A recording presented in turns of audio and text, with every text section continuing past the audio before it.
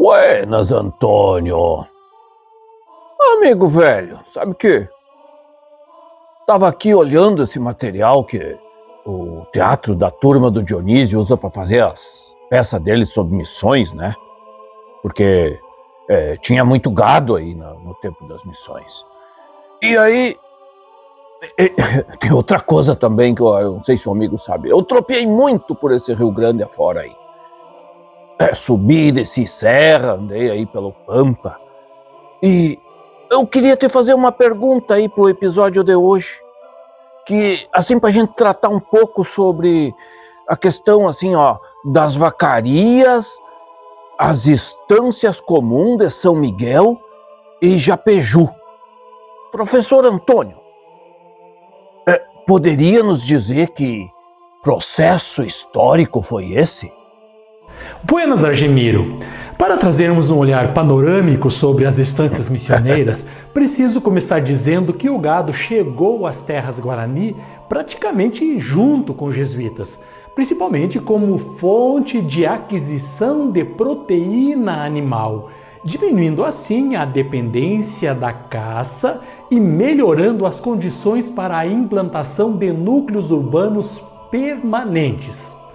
No caso da Frente Missionária do Uruguai, especialmente no lado oriental do Rio Uruguai, no atual estado do Rio Grande do Sul, a primeira grande leva de gado bovino foi introduzida em 1634 pelo padre Cristóbal de Mendoza. Foram 1.500 cabeças, as quais foram divididas entre as reduções da época. Mas como as reduções da margem esquerda foram atacadas pelos bandeirantes, os poucos povoados que restaram dos massacres realizados por eles transmigraram para o outro lado do rio Uruguai entre 1636 e 1638, deixando no território o gado que se reproduziu livremente e se espalhou pelo espaço, chegando inclusive ao território do atual Uruguai. Quando os missionários retornaram ao lado oriental do rio, fundando ali os chamados Sete Povos, a partir de 1682, encontraram centenas de milhares de touros e vacas soltos, chamados de gado cimarrão. O local onde vivia esse gado chamou-se de Vacaria do Mar. Entretanto, ele passou a ser disputado também pelos colonos espanhóis, os quais reivindicavam igualmente a sua propriedade, argumentando que o governador Hernandarias também havia lançado o gado no mesmo lado oriental do rio, em 1620. Os colonos venceram a disputa e, assim como os missionários, caçaram aquele gado, de modo que em questão de poucos anos ele foi praticamente dizimado. Assim, para manter a alimentação dos povoados, os jesuítas passaram a investir na formação de estâncias em cada redução e no início do século XVIII juntaram um rebanho considerável e o inseriram numa região considerada segura, a Vacaria dos Pinhais. Mas os portugueses de Laguna, que aos poucos ocupavam o sul do continente, destruíram aquela vacaria, roubando-lhe praticamente todo o gado. É então que restava somente uma alternativa aos povoados missioneiros: investir nas estâncias de cada povoado. Mas o gado ali presente não era suficiente para a alimentação plena de todos os povoados, de modo que por volta de 1731, diante da urgente necessidade de se manter gado bovino de reserva, tomou-se a decisão de criar na grande estância de Japeju uma estância comum para todos os povoados. Ali foram introduzidas 40.000 cabeças, as quais seriam amansadas nos chamados rodeios de vacas e deixadas para se reproduzirem por 8 anos, até chegarem a 200.000 cabeças. O mesmo se fez na estância de São Miguel. Os demais povoados, quando necessário, compravam os animais de ambos os povoados, pagando o preço simbólico de R$4, ou meio peso por cada animal manso. A decisão por criar as estâncias comuns e pelo preço a ser estabelecido por cada animal foi intensamente debatida nas chamadas juntas, que aconteciam nos povoados missioneiros. Nessas reuniões regulares participavam o Conselho Provincial e os missionários de cada povoado. Sim, professor. Mas a gente fica pensando, naquele tempo era tudo assim, campo aberto, como você disse, sem cerca, né? E, e como era a estrutura física dessas estâncias missioneiras?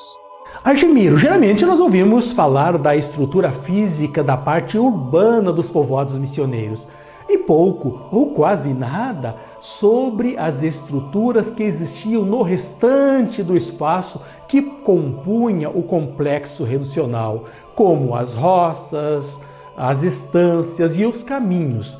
Mas falando especialmente das estâncias missioneiras, elas eram geralmente grandes extensões de terra e também formavam núcleos populacionais, embora que menores, se comparados aos núcleos urbanos.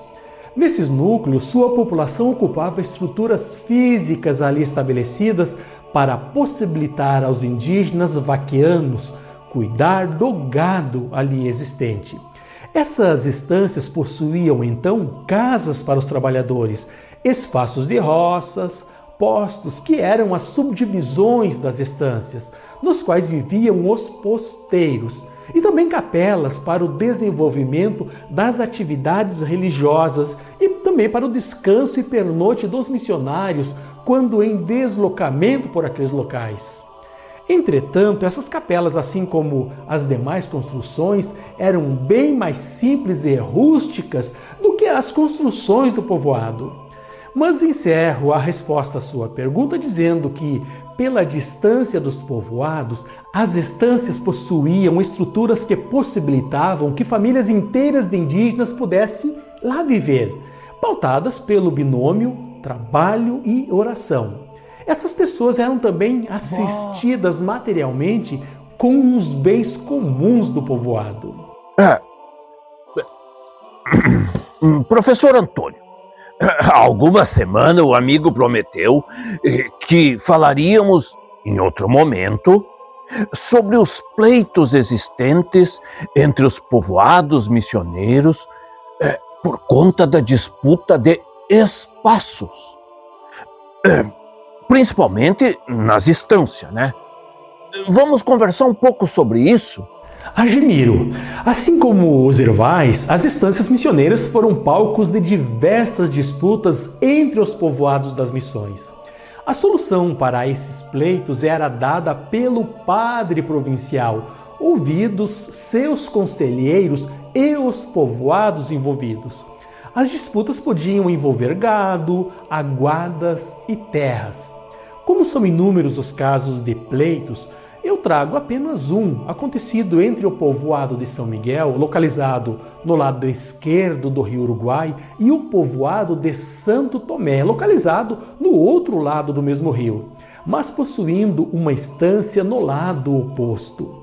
A disputa aconteceu em 1713 com os tomistas reclamando de áreas ocupadas pelos miguelistas. A área reclamada ficava localizada entre os rios Toropi, Nhaguaruí e Ibiqui. O argumento utilizado por Santo Tomé era que o povoado utilizava as terras em disputa desde antes da refundação de São Miguel. Os juízes decidiram em favor de São Miguel, a partir dos títulos das terras apresentados pelo povoado, corroborados pelo uso que já fazia do espaço. Mas para maior aprofundamento no assunto, eu sugiro que você leia a brilhante tese de doutorado de Helenise Soares Serres sobre as estâncias missioneiras. Espero que tenhas gostado do assunto tratado nesse episódio. Até o próximo Água de VT. Obrigado. Mas olha, muito obrigado, professor. Foi uma prosa de fundamento.